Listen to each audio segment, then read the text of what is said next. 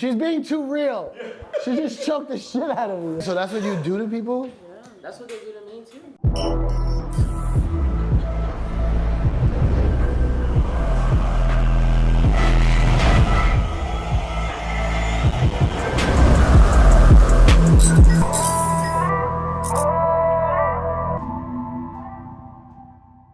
Give me the, matter of fact, just give me the, let's start from the top. Okay, I see. Who are you? If people don't know you, who are you? So my name is Valerie Loretta. Right. I know that part. Born and raised in Miami, Florida. I started with Taekwondo when I was 2 years old. You say it properly. Taekwondo. Yeah, because I say Taekwondo. I say that too. That's Korean martial arts, right? It's a Korean martial art, yes. And I'm a 4th degree master in Taekwondo. So that's why my fight name's like Master Valerie Loretta, is because I've done it my whole life. Really? But that's because my father had a school and he forced me to do it. I was forced to do it. My mom was pregnant with me doing her black belt test. So it's just a family. You were literally born into it. I was literally born into it. I had no option. My dad put me into it intensely. So I was an intense Taekwondo fighter. At the same time, I did ice skating, ballet, piano, art. I did everything. And at the end, I just mixed into this. Wait, hold on. You think your ballet and all that kind of stuff mixed into your fighting? I was a ballerina intensely for 12 years and Taekwondo at the same time. What? And I think ballet was the best foundation for boxing anybody could have. Really? A lot of good dancers are amazing boxers because it's all shoulder movement and foot coordination, you know? Wow, I never even thought of that. Because I heard like some football players take ballet. Really? To like, yeah, like. And the stretching. They try not to tell too many people. But I heard they take ballet for like the strength and like the balance. Man, so okay, so then you go into. So then. Well, other martial arts, I'm assuming, right? Did you do jiu-jitsu or anything else? Listen to my story. So I was in Taekwondo. I was in Taekwondo. This ain't Drink Champs, relax. I was an Olympic route intensely. I really wanted to go to Olympics. That was always my dream, to be an Olympian in Taekwondo. And that was my family's whole focus. I was traveling all over the world. I fought in an Olympic qualifier. I fought in a world championship in Korea, actually, in Muju, and I lost. And there was something with Taekwondo. It's from Korea. No, but... No, man, it was the Olympics there, bro. But not just that, like the Taekwondo body structure, you have to be very tall, long legs, because it's all electronic point system. And I saw that when I would fight, I was always trying to finish, like round kick to like hurt, or things like that. I always wanted to end it. And then MMA started getting popular and I still didn't like it. I was like, that's for savages, it's too brutal. I really didn't agree with it. Oh, so MMA life is different than like Olympic Taekwondo. Yeah, Completely. more technical now. Completely. Taekwondo's technical, like there's knockouts, but not really. You know, there's no punching to the face, it's to the chest. It's very point system. And I'm not a point system fighter. Right. And my dad is very like strong, like he's brutal. Whatever. So then I saw MMA, I was like, I refuse to do that. And then one day I met someone who knows Yoel Romero. Do you know Yoel? Cuban. And he was fighting, and when I watch his fight at Duffy's. No, Yoel's. You got in a fight at Duffy's, you said? No, we went to watch his fight at Duffy's. No, we went to watch his fight at Duffy's, and there was just girls fighting in the prelims. And I just saw them for being recognized for being martial artists, and I had dedicated my whole life to that. And I just felt like goosebumps, and I was mad. Something about me was mad. The next day, I was like, I'm just gonna try jiu-jitsu for fun. And then I did it, and I fell in love with it, and from that day, I did not stop. Taekwondo helps you, jiu-jitsu, all that stuff. Ballet, all mixed in. Everything. Everything helps you in MMA. It's my self-defense against yours. And I mix, I create combinations in my mind. And if this doesn't work, then I try to take down. If that doesn't work, I take you to the ground. If that doesn't work, I stand you back up. It's crazy. Yeah, stand you back up. Yeah, right? That didn't work? Come back up, let's do this. You want to be on the ground, you tell the ref, hey, One time, get him up. And he gets up. one time, there's a famous story. You know who the Wu-Tang Clan is? Yes. There's a famous story of this promoter, I think it was in Chicago, didn't have all their money. And they put him down to the ground. And then the famous part of the story is that they then picked him back up, wiped him off, and was like, you okay now? Okay, so you good? You got the money? So it's the same thing. MMA. Yeah, they were doing MMA. That's the concept of mixed martial arts. Man, so okay. And it's getting very popular. I don't know if you noticed. It's the and the fastest women, growing sport. I think is the best fights to watch are the women. The thing with women is that we're feisty. You know, we're more aggressive. Men are very like passive. We're more like, you know? Yeah. And there's different weight classes. I fight 125. And even for that, I'm short because I'm 5'3" and the girls are like 5'6", but just skinny and tall. And I'm smaller and like stronger, you know? Yeah. But that's a wrestling base, and wrestling is the most important part of MMA. Wrestling is the most important part. Most important part. Because it's all the submission at the end of the day. Yeah. It's... No, but also wrestling is defending and getting taken down or taking you down. Right. You know? And then from there it turns into jiu-jitsu, grappling, you know? But you always start a fight on your feet. I don't want to ever know. No, it's hard. To get into the cage, you have to be different. Like, there's something about you that's different if you're able to see them close that and accept the fact that someone's going to try to kill you. Because at the end of the day, that's what it is. The ref is there to hold them from doing that. Kill you. Yeah. But they are trying to. Yeah. That's why you see when you're choked, a lot of guys don't tap it. You see them sleep, and the ref right away wakes him up and like moves his arm, and you're limbed. You ever train with dudes? Yeah, but like 125ers like me, you know? And training with a man is different than training with a woman. It's a different type of strength, you know? Right. That's why I train at where I train, because they have a lot of bodies for me to use, and that's how I get better. This is not an appropriate question, but in the streets, if it goes down, you got my back. Like, you can handle some shit. You better drink some more Monster if it goes down. Sort of. Have you ever? Legally, you can't you? Legally, are you able? So legally, having a black belt, like, you're a lethal weapon. You know, your legs are weapon and stuff. But when it comes to self-defense, you have to defend yourself. Okay, you and me go on a date. I know, hypothetical. I know, hypothetical. Just imagine it for a minute. We go on a date, we go get some, I don't know, what's a good restaurant in Miami? I mean, whatever, go to a Cuban restaurant. Casa Habana. Yeah, we go there. Oh, it's delicious. And some guys outside are acting up, and they start messing with you, and then they give me a little shove. I mean, I'm not a good fighter. You know what I'm saying? Like, if you end up kicking their ass, are you then look down on me? Like, No. That sounded like a pathetic no. No, poor thing. When you call her the next morning, she doesn't pick up anymore. But honestly, like, I've never had a physical confrontation outside of the sport, because I'm, like, when I go out, like, I don't like anybody to know what I do. It's like my secret, not secret, but it's weapon. Like my, like, talent that people don't know. I think about MMA for me like a beauty pageant. For as weird as it sounds, you know, you have your fight week, your meet up, and the day you have to show your talent is the day of the fight, you know, and you prepare 2 months for that. Like anything in the world, like football, they have their training camps, like things like that. So you prepare 10 weeks, you lose the weight, you have media week, and you fight, and that's your show. That's your time to shine. Yeah. And hope that you don't come out. Yeah, but you're gonna where I don't know anything about like the ranks or titles. Like, are you like? So I'm ranked number 9 right now. Really? Yeah. Top 10? Yeah, top 10. And part of my ignorance, if I don't know what I'm talking about, are you getting like more popular? Like, do you get recognized more and stuff? Yeah. So last year I had a viral moment. I don't know if you saw it, but I had a viral moment too. I had COVID. Oh. You had COVID? I had COVID that went too. viral? I had COVID too, by the way. Right after that fight. I just got it. I'm an idiot. Viral comes from virus. Yes, viral virus. But all right, go ahead. Yeah, viral moment. Last year, COVID started and it started like in March. And then Bellator had held off, and they're like, hey, Vadu, we're gonna have a show, no fans, you wanna fight? I'm like, sure.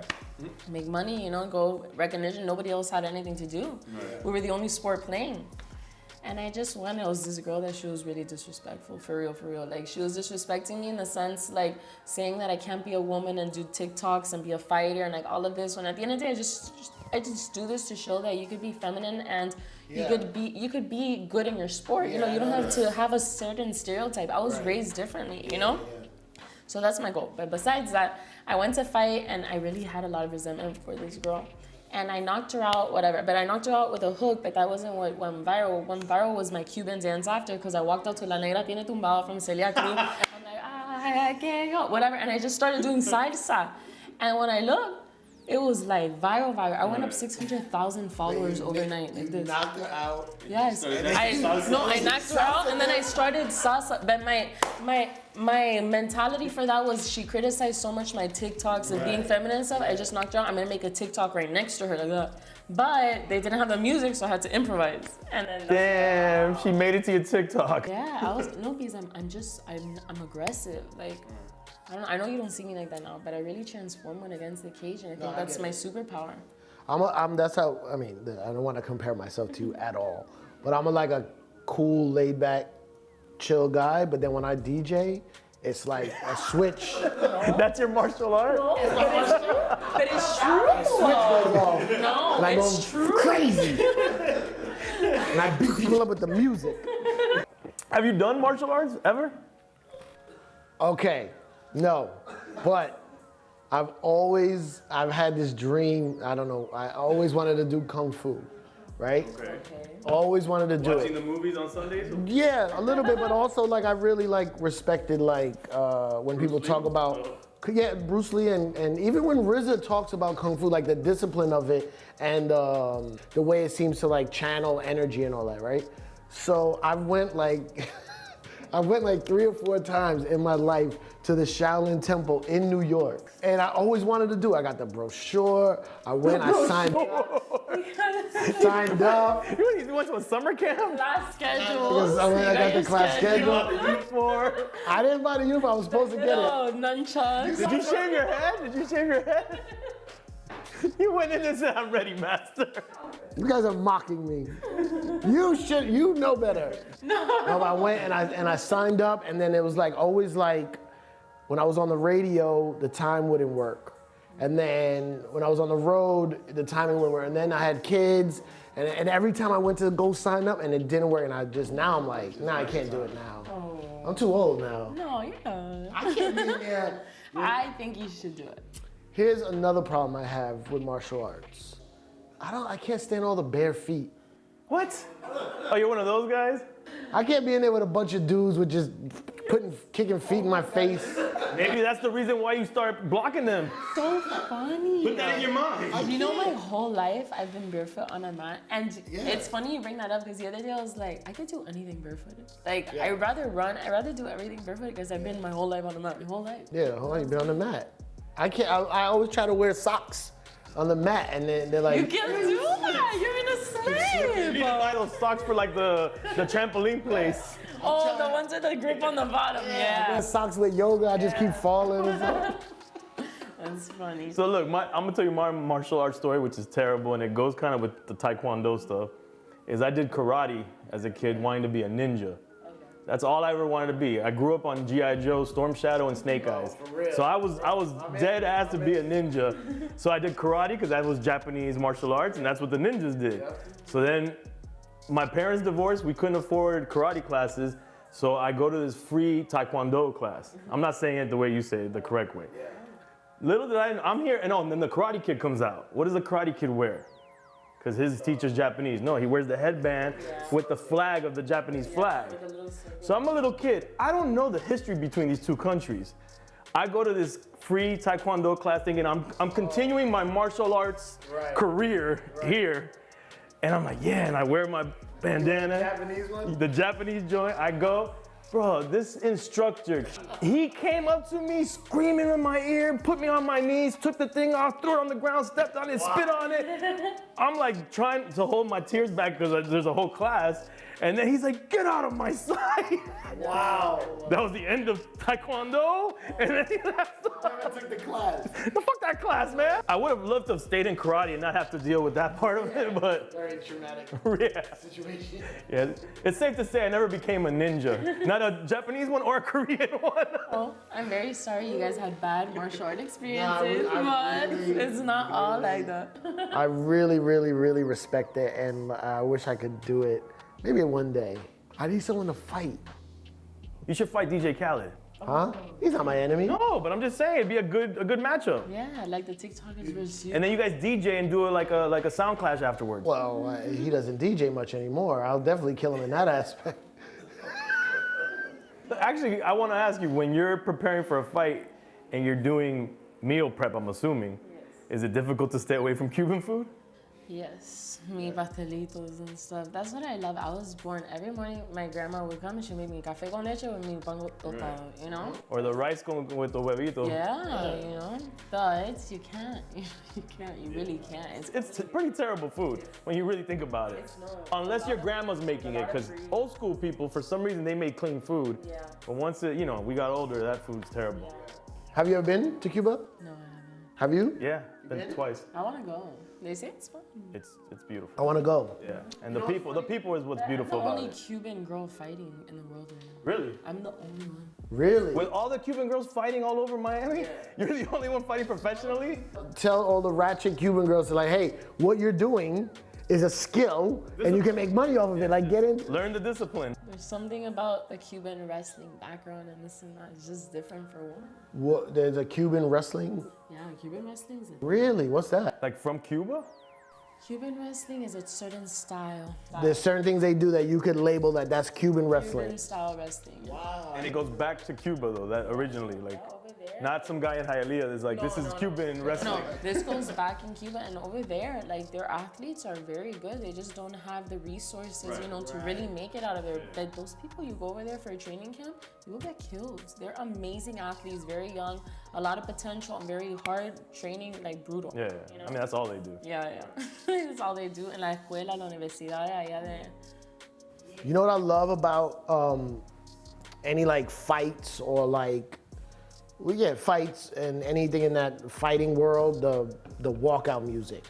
It seems like to pick the right song to represent. Because I DJ'd a fight once, but it was small. Yeah, it was like it was for Rock Nation. It was like they had like, I guess there's like underground boxing before it goes to like the big. So like all the fighters had like very specific music, and they would like play it from this part because they walk out. It's like a show. So what do you like to walk out to? So my first fight, I walked out to the original Rocky, like I know super mainstream, but no, it was the Overture. Yeah. You know what I'm talking about? Like the original classic. Yeah. And it was epic. It was like dun dun dun dun dun dun dun. I was like, and that was in the Mohegan Sun. My second fight was in Madison Square Garden. Imagine. Wow, So second fight ever. My second fight ever. You don't know the pressure they put me. I was freaking out. But I walked out to Jenny from the Block. Yes, because we're in New York, the Bronx, so they were super cute. Who has walked out to Jenny from the Block? Only Battery. And then my third fight, I walked out to Celia Cruz, La Negra Tiene Tumbao, which was incredible to me because that's my culture. I felt like everybody in Miami was watching me, supporting me. I'm the only girl that they're behind. So I loved the families, like after I see the text stories, all the families dancing with me and stuff, and I walk out and I salsa and everything, and then I take off my dobak, because I walk out with my uniform, and then I get ready to fight, But that mentally just prepares me, like, I have all these people from my culture watching me, and I was chosen to represent us. And then my last fight, I walked out to Gloria Stefan Conga. See, I like you're all over the place. So you're what we call, like if we were to make we're gonna do your next fight for training, we're gonna do a Cypher Sounds DJ EFN fight mixtape, but you're in like an open format zone. You're not one thing. You can pick 4 tracks, I'll pick 4 tracks. For her? Yeah. Okay. Suavemente. Oh my God. Can I explain? Can I finish? Can I finish? I have Suavemente, a remix that gets real hype and it turns into a trap beat. So it's like Suavemente, so she can practice. It's for speed. It's for this. Okay. Then I would do Elephant Man. Have you been hearing the songs that she likes? I'm getting to it. Watch me get to it. I tell you, I don't do typical.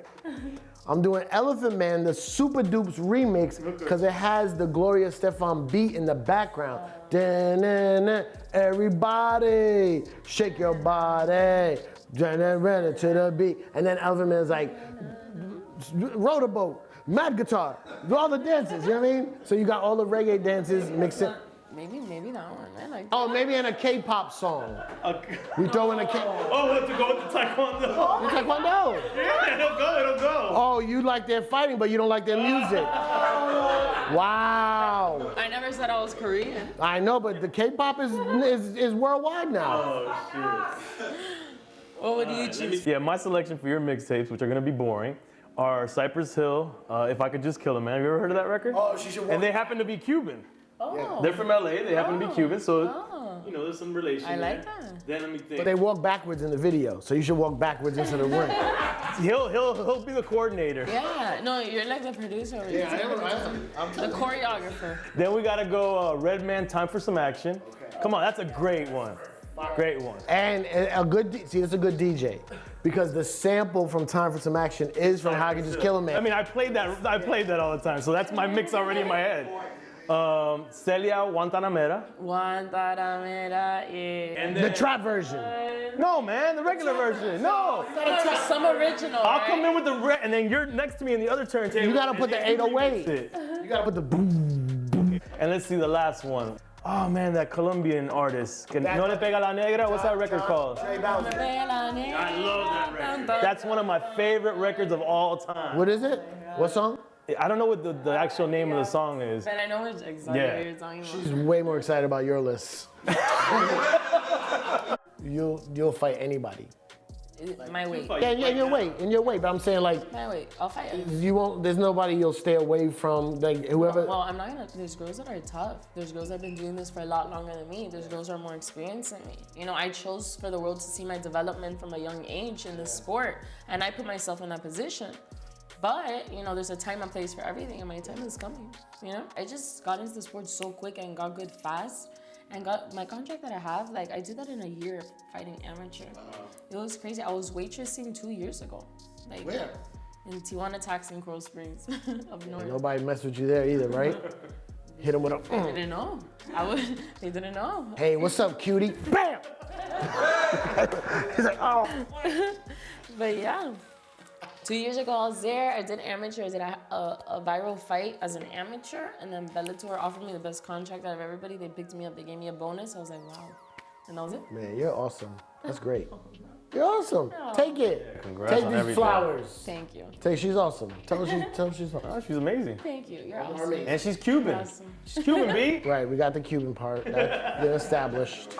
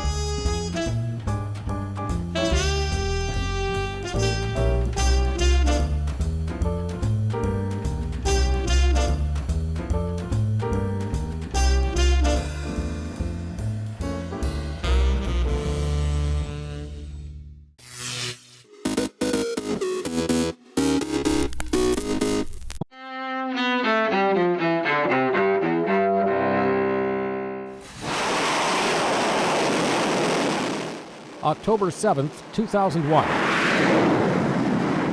Just weeks after the September 11th terror attacks, the United States and Britain launched military strikes on Afghanistan.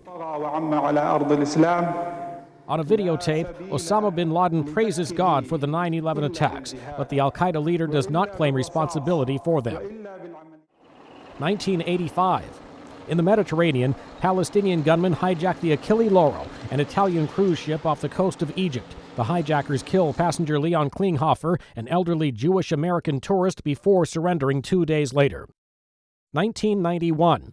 In Washington, U.S. Supreme Court nominee Clarence Thomas faces damaging allegations of sexual harassment. Law professor Anita Hill accuses Thomas of making sexually inappropriate comments when she worked for him in 2 federal agencies during the 1980s. Hill urges the Senate to investigate. Thomas denies her claims, and the Senate later confirms him. 1998. Matthew Shepard, a gay college student, is beaten and left tied to a wooden fence post outside Laramie, Wyoming. Shepard dies 5 days later. Russell Henderson and Aaron McKinney are serving life sentences for his murder. 1951. John Mellencamp, the singer and songwriter with Heartland rock hits, is born in Seymour, Indiana. And 1982. In New York, Cats, the musical by Andrew Lloyd Webber and Tim Rice, opens on Broadway. Today in history, October 7th. Mike Gracia, The Associated Press.